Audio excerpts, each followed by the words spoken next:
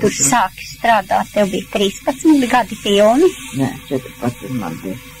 Man 14 gadu augustā un novembrī nomira tēvs. Tad pat iztiet uz skolas ārā, mamma aizbrauc uz ēdolu pie tā ārsta un dabūja tādas vīmas, ka arī kaut kāda slimība, ka man skolā neņem iekšā.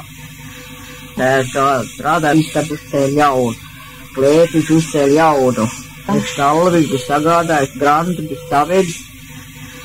Tik vēl bija, ka jānopērk ciments un to pavasari, te rudeni nomira un to pavasari būs cēlu štalu tādu lielu augstbraucavu. Man visi tās puses varēja braukt augšu izgāzt vecums, ka nebija jākrāvu. Grantu pie tur ilgla stāvēt pie sēs vidē. Akmeņu kaudz tās tur bija skārpa mēriem, kas tur bija stāvēs. Tēs pa to rudeni bija sacits milzīgi pļauj ar lielu žagaru kaudu. Bet, zināmais, lielāko jau bija žagara, jo malka jau tik sažāgā, tā bija tādām godam, ko iedēties. Malka vajag. Tas nāc pa kādiem gadiem vēlāk. Mammas braucas, Jozes, tas bija pārzīt vāclēka. Tas man iemācīja ārstu tēta. Ecēt un federēt, to jau viss māciet. Un tēta dragāja jau 10 gadu vecumā.